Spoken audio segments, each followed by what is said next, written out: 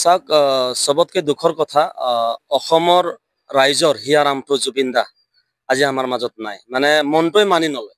কিন্তু এটা কথাই আমি জয় ভাৰতৰ পৰা আহ্বান জনাম যে আইনৰ সুৰঙ্গাত যাতে দোষী যাতে খাৰি যাব নোৱাৰে তাৰ প্ৰতি লক্ষ্য ৰাখিব লাগে। আৰু মই এই চৰকাৰক আহ্বান জনাইছো যাতে যিখিনি সিদ্ধাৰ্থ শৰ্মাই হওক বা শ্যাম কানু মহন্তই হওক তেওঁলোকক কোনো ধৰণৰ যাতে কোনো মানে তেওঁক বচাবৰ কাৰণে চেষ্টা নকৰে আৰু আইনৰ মৰ্যাদাক কৰায়ত্ব কৰি যি উচিত শাস্তি দিব লাগে এই শাস্তি কিন্তু তেওঁলোকে পাব লাগিব, সেইটোৱে আমাৰ আহ্বান থাকিব। নাই তেনেকুৱা ধৰণৰ যদি তেওঁ মন্তব্য ৰাখে তেতিয়া ৰাইজে কেতিয়াও মানি নলয়, কাৰণ ৰাইজক কোনো ঠগিব নোৱাৰে।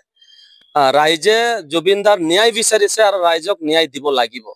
এতিয়া চৰকাৰে গুৰুত্ব নিদিলে কিন্তু ৰাইজে যেতিয়া খং কৰিব ৰাইজক কিন্তু কোনো ৰখাব নোৱাৰে।